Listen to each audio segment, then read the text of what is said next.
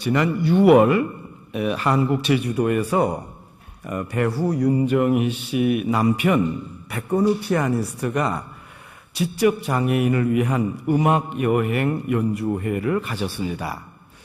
그런데 피아노 공연 중에 예기치 못한 일이 벌어졌습니다. 한 자폐성 장애인이 갑자기 무대 위로 올라와서 백건우 씨가 연주하던 피아노 건반을 눌렀습니다. 지적 장애인을 위한 연주였기에 어느 정도 돌발 행동은 예상했지만 무대 난입은 폭 당황스러웠습니다. 그럼에도 피아니스트는 전혀 동요하지 않고 연주를 진행하면서 건반을 누르는 지적 장애인에게 미소 지었습니다. 안내원이 장애인을 급하게 객석으로 인도할 때까지 백건우 피아니스트는 온화한 얼굴로 연주를 계속했습니다. 공연을 마친 후에 백건우 씨가 아쉬워했습니다. 무대에 오른 지적 장애인 어린이와 같이 놀아줄 수 있었는데 음악회라 그러지 못했습니다. 객석이 좀 소란스럽지 않았습니까? 연주회를 잘 못하시지 않았습니까? 기자가 이렇게 질문을 하자 이분이 지적 장애인들을 감쌌습니다. 소리 지르는 건 그 아이들의 표현입니다. 이런 탈권위적 자세, 친절한 매너, 무대에 난입한 지적 장애인과 관객 양쪽 모두를 배려하는 아량, 참으로 훌륭합니다. 백건우 피아니스트를 더욱 빛나게 했던 것은 당연한 권리를 방해하는 간섭, 그것에 대처하는 자세였습니다. 자신만의 무대 일부를 타인에게 내어주면서 함께 연주하자 하면서 이 건반 예술가는 희생과 관용의 덕을 보여주었습니다. 자신의 권리를 타인이 방해할 때나 엄연하게 예정된 스케줄이 엉뚱하게 헝클어질 때 여러분 화가 나지 않습니까? 이걸 얼마나 준비해 온 것인데. 그러나 백건우 씨는 자신의 연주 공간과 피아노마저도 타인과 나누면서 불청객의 방해를 반가운 방문으로 수용하고 예상치 못한 간섭을 뜻밖의 기쁨으로 여겼습니다. 불편을 감수하는 희생정신과 약자에 대한 배려심으로 여러분 우리는 남과 더불어 살 수 있습니다. 타인의 실수를 너그럽게 용서함으로써 인간으로서 위엄을 지킬 수 있습니다. 지난 6월 경상남도 양산에서 밧줄을 타고 한 아파트 외벽 공사를 하던 몇몇 노무자들이 일을 하면서 심심하니까 스마트폰으로 음악을 들었습니다. 아파트 15층에 사는 주민이 베란다 창문을 열고 음악 소리가 시끄러워 잠을 잘 수 없다고 항의했습니다. 불평을 듣자마자 한 노동자는 즉시 음악을 껐습니다. 이 사실을 모르는 다른 노동자는 계속 음악을 들으면서 일했습니다. 잠을 못 자 화가 난 주민이 흉기를 들고 15층 옥상으로 올라갔는데 아파트 옥상에 아무것도 없고 밧줄 4개만 보였습니다. 이분이 4줄 중에서 음악 소리가 들리는 그 밧줄을 가져간 흉기로 끊었습니다. 12층 높이 밧줄에서 매달려 작업을 하던 노동자가 그만 바닥에 떨어져 그 자리에서 즉사했습니다. 이 주민은 작업 밧줄을 끄는 것이 아니라 한 사람의 목숨과 5 자녀를 둔 가정의 생명줄을 끄는 겁니다. 단지 시끄럽다는 이유로 내가 계속 일을 구해도 못 구해서 이제 아침에 좀 자려야 하는데 내 잠 방해한다고 이렇게 극악무도한 행동을 했습니다. 분노 조절 장애나 폭력은 개인 문제라 하더라도 내 권리가 간섭받을 때, 내가 좀 편안하게 조용히 자야 할 권리가 간섭받을 때 양보할 수 없겠습니까? 언제나 나만 이겨야 되는 겁니까? 내 말 안 들었다고, 내가 잠 못 자 불편하다고 지금 남을 죽이기까지 해서 해야 되겠습니까? 오늘 성경 디도서는 사도 바울이 그레데 섬에서 목회하는 영적 아들 디도에게 목회를 이렇게 하라 하는 지침을 담은 목회 서신입니다. 여러분, 대체로 섬지방 또 해안지방은 아주 교인들이 강합니다. 특별히 어업을 하는 분들은 아주 성격이 급하기 때문에 그렇습니다. 또 어업을 하기 때문에 이분들이 미신을 섬기고 안전한 운항을 하기 위해서 많은 잘못된 정령신앙을 갖기도 합니다. 그러는 중에 이 크레테 섬의 사람들도 억셌습니다.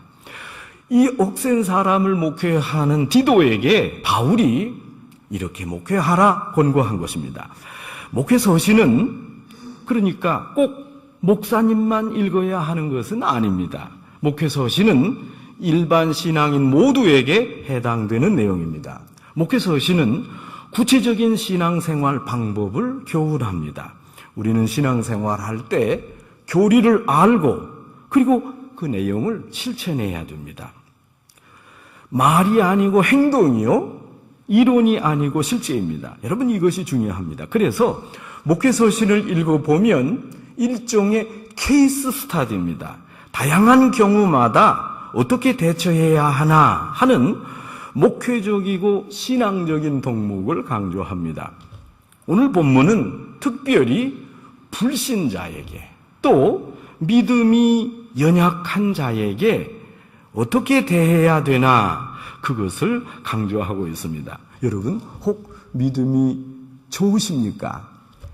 내가 믿음이 우월하다면 여러분, 믿음이 나만큼 있는 사람을 대하는 건 쉽습니다. 왜냐하면 내 믿음의 수준을 내가 잘 알기 때문에 그렇습니다. 그런데 이제 믿음을 갖지 않거나 이제 믿음을 가진 사람은 더 조심스럽고 대하기가 어렵습니다.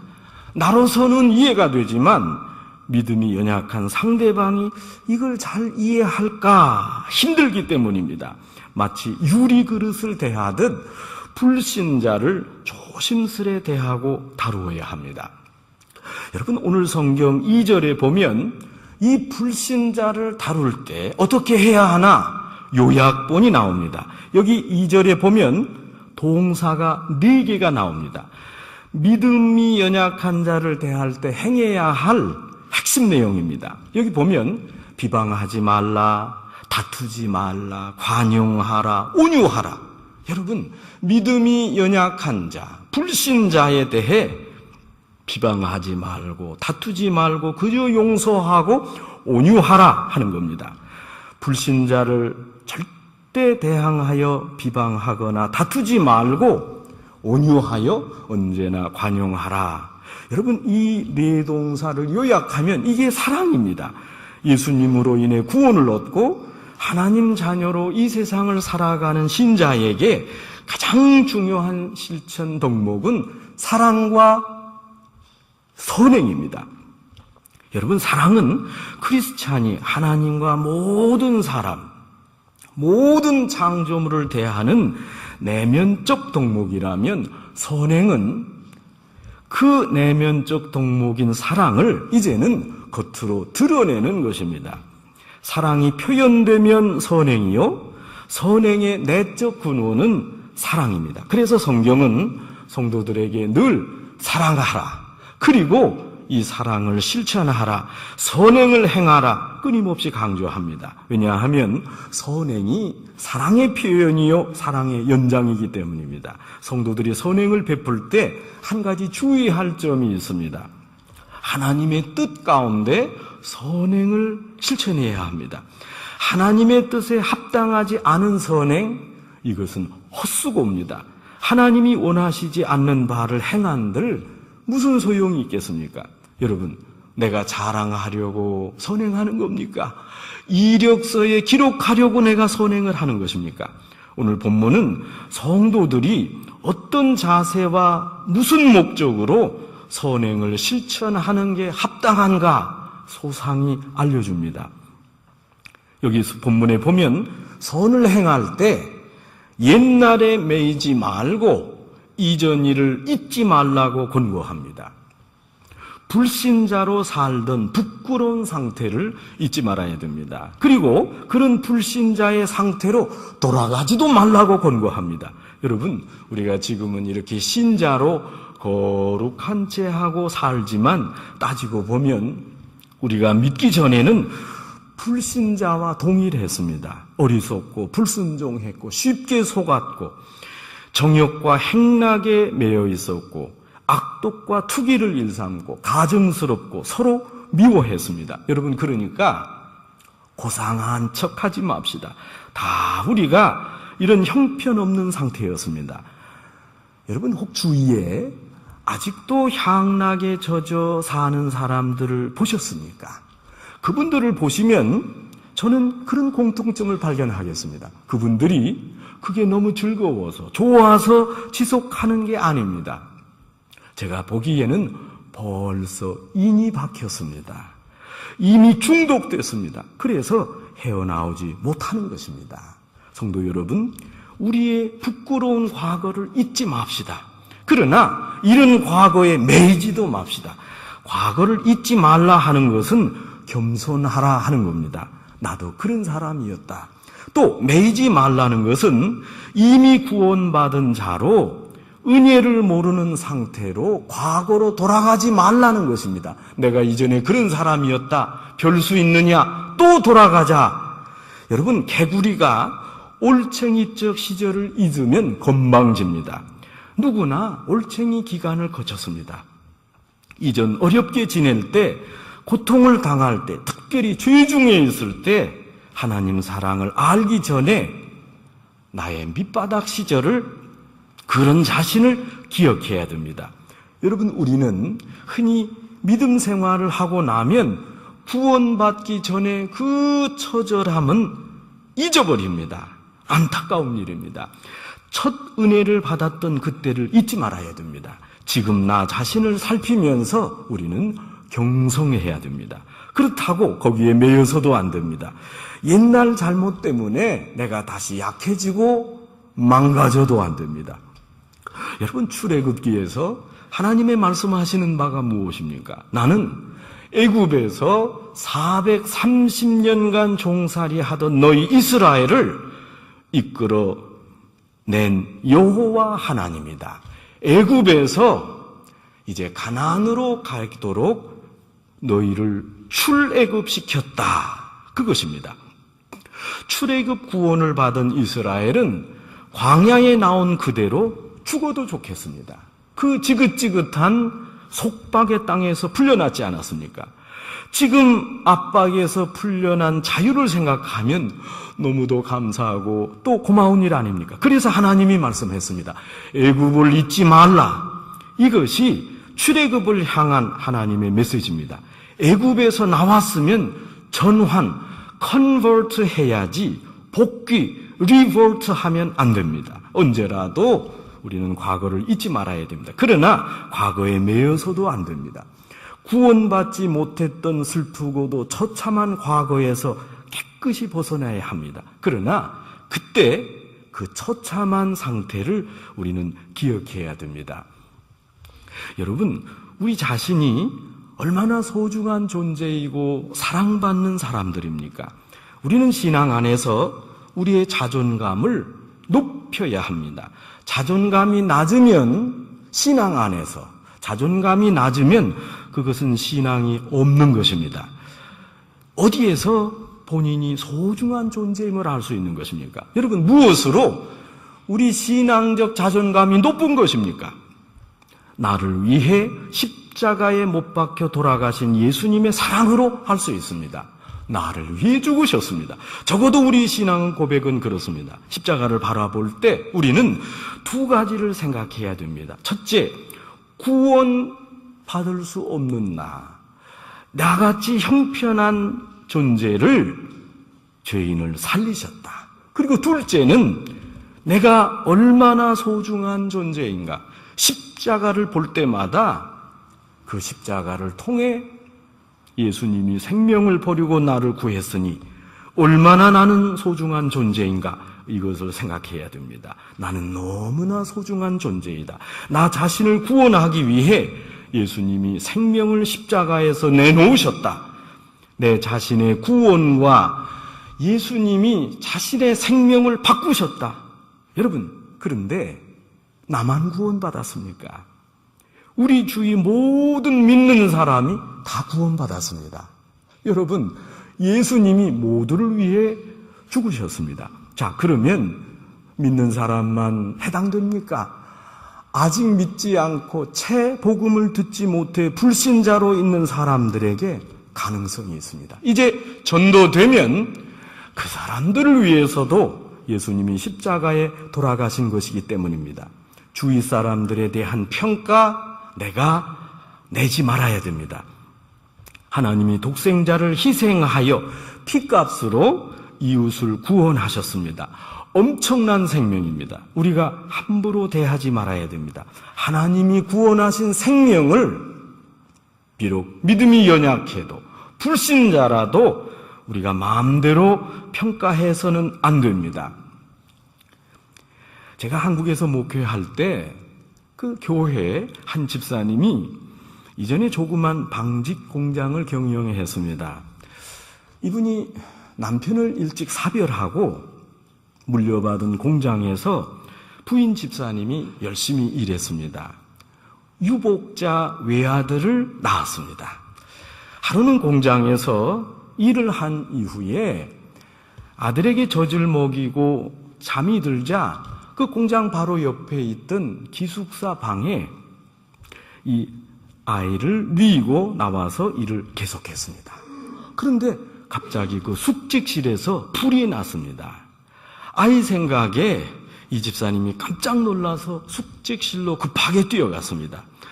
불길 가운데 자는 아이를 데리고 뛰어나와 아이는 무사했는데 집사님이 그만 홀홀 타는 불로 인해서 얼굴에 심한 화상을 입었습니다. 몇 번의 수술을 치렀지만 불에 탄 이 집사님 얼굴은 그때도 흉했습니다.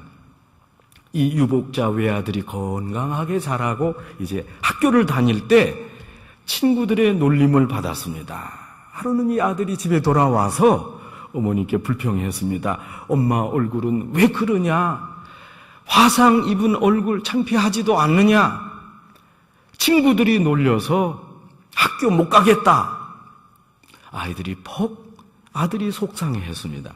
하루는 아들이 집에 와서 집사님께 떼를 썼습니다. 엄마 얼굴이 왜 이상해? 왜 이러는 거야? 그러자 어머니가 정색을 하고 아들에게 자초지종을 말했습니다. 아들아, 내 얼굴이 왜 이렇게 됐는지 아느냐?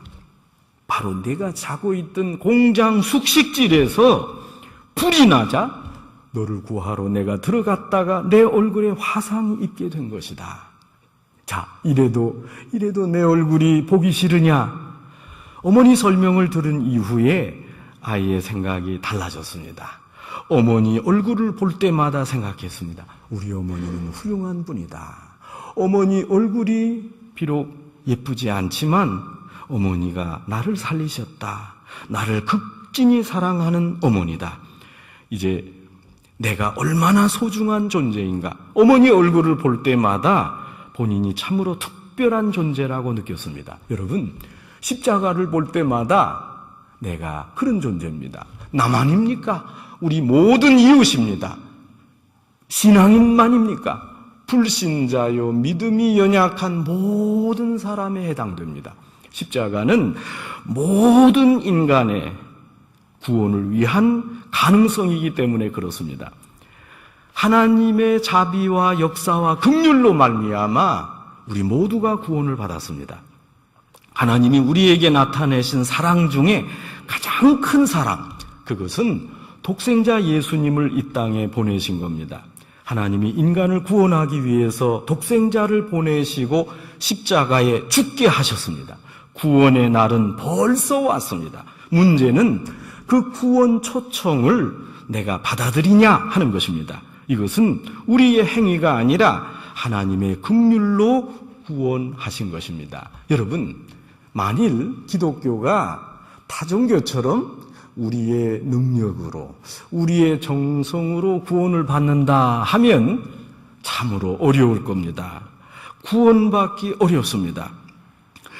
긍휼은 하나님이 사람을 불쌍히 여기는 마음으로 수직적인 사랑입니다. 우리가 구원받은 것은 우리의 노력으로, 우리의 실력으로 된 것이 아니라 하나님이 거저 주시는 긍휼 때문에 받았습니다. 그러기에 긍휼은 인간에게 사용하는 단어가 아닙니다. 여러분, 저 집사님은 참 긍휼하시다, 그렇게 쓰면 안 됩니다. 긍휼히 여기심을 받은 것은 사람입니다. 긍휼히 여기심을 받아서 인간이 구원을 얻어 의롭다함을 받았습니다. 행위로 구원받을 사람이 있겠습니까? 여러분, 여기 의롭다함을 얻었다 하는 것은 사실 의롭지 않은데 의롭게 여겨졌다 하는 것입니다. 오늘 본문 5절에 보면 중생의 씻음과 성령의 새롭게 하심으로 우리를 또 구원해 주셨습니다. 하나님이 우리를 그저 불쌍히 여기는 긍휼의 마음으로 구원해 주셨지만 또 중생과 성화로 구원해 주셨습니다. 여기 중생의 씻음, 이 헬라어는 팔리게네시아인데 새롭게 다시 태어나다 하는 것입니다. 중생의 역사입니다. 중생이 무엇입니까? 주님을 구주로 영접한 사람이 그 마음의 변화를 받아서 옛 생활을 다 떠나서 이제는 새 생활을 사는 단계입니다. 신학자 벌코프는 중생을 이렇게 정의했습니다. 새 생명의 원리가 인간 속에 심어지고 영혼의 지배적인 기질이 거룩하게 되며, 그리고 이 새로운 기질이 처음으로 거룩한 작동을 시작하도록 하는 하나님의 행위이다. 옛것을 묻어두고 옛사람은 죽고 새 사람으로 태어나도록 만들어주시는 것, 그것이 중생입니다. 또 성령께서 새롭게 하심으로 이것은 성화의 과정입니다. 중생은 즉각적이고 단번에 이루어지는 반면에 성결은 한평생 꾸준히 지속적으로 이루어집니다. 중생이 성삼위 하나님의 공동사역의 결과라면 성화 과정을 주도하는 분은 대체로 성령님이십니다. 중생한 후 성도는 성령님의 새롭게 하심으로 날마다 성숙해집니다. 성령님의 새로움은 두 가지 방법으로 전해집니다. 첫째, 말씀과 함께 역사합니다. 성령님이 감동해서 하나님 말씀을 이해하고 그 말씀이 우리 안에 들어와서 활동합니다. 둘째로, 사도들을 통해 또 우리가 새롭게 됩니다. 사도들이 일러주는 설교와 교육으로 우리가 새롭게 됩니다. 이렇게 성령은 인격적으로 역사합니다. 인격적이라 하는 것은 소통이 가능하다 하는 것입니다.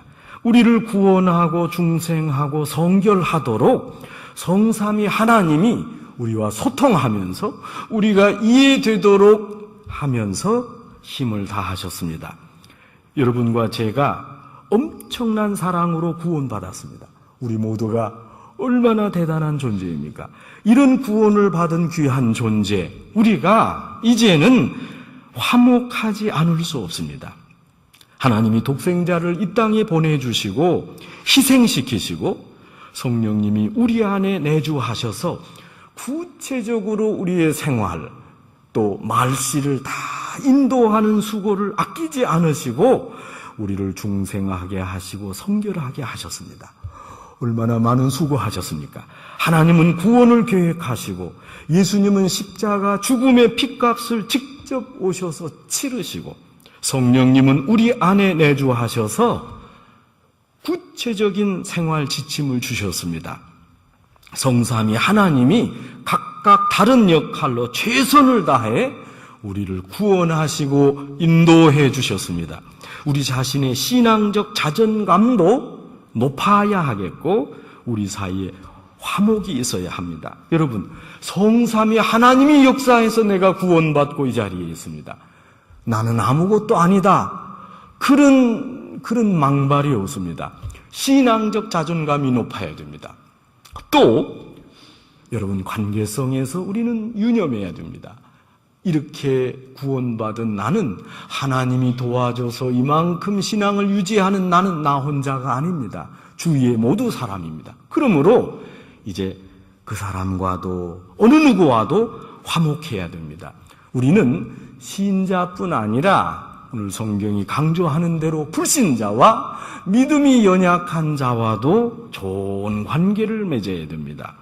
적어도 성삼위 하나님이 특별 사역으로 구원을 받은 나와 이웃, 특별히 화목해야 됩니다.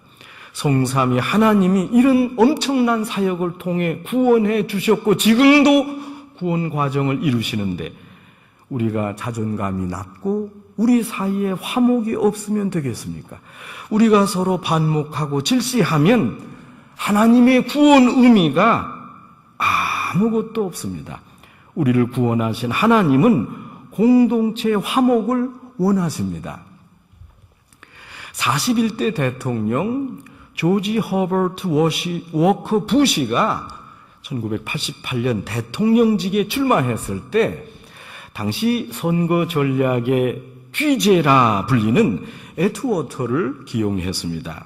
이 사람과 손만 잡으면 누구라도 당시에 승리했습니다. 아주 선거 전략을 잘 짰습니다.